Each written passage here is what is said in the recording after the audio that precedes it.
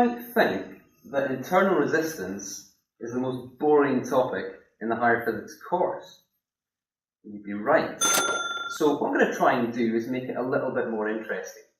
Many of you know I'm from the Orkney Islands, which up there we speak a superior dialect to those on mainland Scotland. During this presentation, therefore, I'm going to be dropping in 4 common Orcadian phrases, and it's your job to figure out what they are and what they mean. Okay? So if you don't get them all, just don't be a pity pleep about it. Now, before we talk about internal resistance, let's just have a wee recap about what resistance is. Now, resistance you might think of as being, I don't know, like the forwards on a rugby field, opposing the motion of the opposition, or a swimmer in a pool feeling water resisting against them as they swim through it, or you might even think of the French resistance in the Second World War, when they were trying to stop Nazi Germany from conquering their lands. I'm pretty sure they used Nerf guns to do that, which might explain why they were so easy to conquer. Okay, we're all good. Well, resistance, at least electrical resistance, is a bit like that, except it's a measure of the opposition to the electrical current, or the flow of charges in a circuit. I like this next bit because I look a bit like a magician, so for that I have to put on a magician's hat, because we're using this. So this is a plasma ball, and as you can see we have electrical charges flowing inside this gas chamber. The opposition to flows of charges like this would be called electrical resistance, okay, or we just call it resistance in physics. Okay. That was my excuse to wear the hat. So what's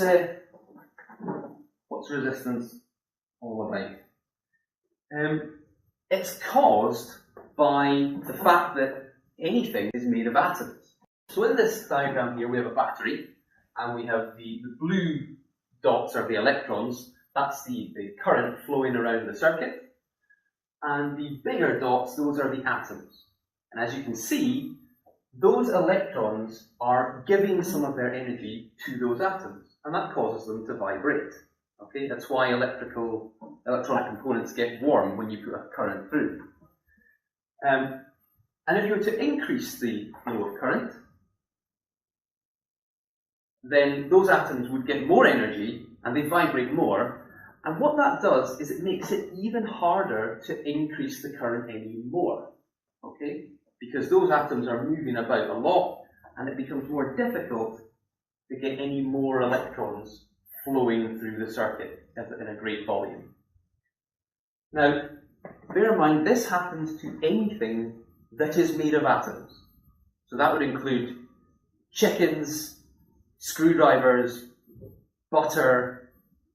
You know, the list could go on. We don't have 40 years to make this talk, but we'll just shorten it and say everything, all matter, made of atoms. That includes the battery itself. The battery is made of atoms. So it has its own resistance that we call internal resistance. And if this was more accurate, you would have the atoms in the battery moving around as well and vibrating. Right? That's why batteries get warm when you use them. There are a few terms that you guys need to know about for this topic. One of them is called the EMF. This is the maximum amount of energy that a battery can give to each coulomb of charge in the circuit. And you can actually only measure it when there isn't any current flowing. Because remember, the moment current starts flowing, some of that energy is going to be lost across the battery itself as the atoms inside it move around. Okay? So this is the maximum energy you can give to the charge. Now, if we close the circuit, the battery is now allowed to give the electrons a good scalp on the earth, and that causes the electrons to flow around the circuit. Now, the energy that is actually lost per coulomb of charge across the battery, because it's vibrating, is referred to as the lost volts. Okay? Now, these don't go on to power any of the components that are in your circuit. They are just lost. They're useless. They're like a school with no physics, right? Pointless. The last term is the voltage that is left over, that is actually goes out to power things like bulbs, lamps, and is across this resistor. That voltage is called the terminal potential difference. And it's normally much, much bigger than the lost volts, which is why up until now we've been able to conveniently ignore that bit. Now, there are a few equations that you guys need to remember, so mind these on, right? Mind them all. E just is the symbol for EMF, the TPD and the lost volts. Both of these equations are just a variation of IR, right? Ohm's law from last year. TPD is the current times capital R, that's the resistance of the components in the circuit. And lost volts is I times little r, which is the internal resistance. Now, if you add the voltage that goes to actually power components to the voltage that doesn't, that's the EMF. These two voltages combined. If we pop in the two IRs, we get that. And if we take current out as a common factor, we get that. Okay? So that's the equation that is in your data sheet, or equation sheet. Now, if you were to plot a graph of TPD against current, how do you think it would look? Well, remember, the more current that's going through the circuit, the more volts that will be lost. So what would happen to the terminal potential difference? It goes down, right? The actual useful volts will go down. Two great things you can calculate using this graph. One, the EMF. The EMF, remember, is measurable only when there's no current flowing. But to measure that, you just extrapolate the line back to the y-axis. Right? So you keep going back, Hadgan, Hadgan, Hadgan, Hadgan, until you get to the EMF. It's the y-intercept.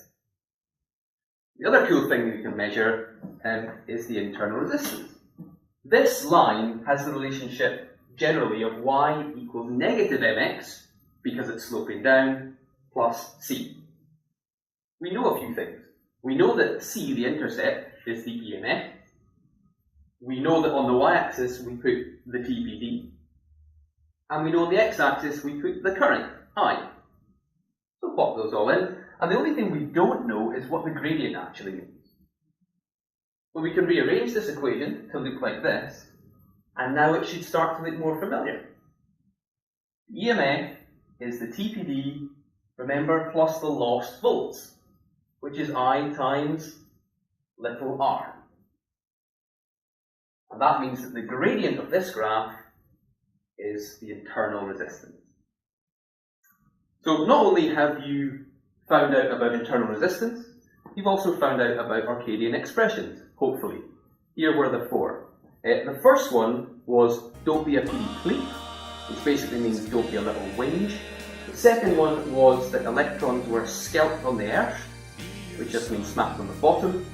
The third one was mind on, which means remember. And the last one, and I think the best one, was Hadgan, which means keep going. So you are now fully qualified as Arcadian ambassadors. I encourage you to use these expressions in as many different contexts as you can, regardless of relevance. I was ne'er forgotten. Be your son so far alone. For ragged they be by the rain native sea waves hail they bring to the road.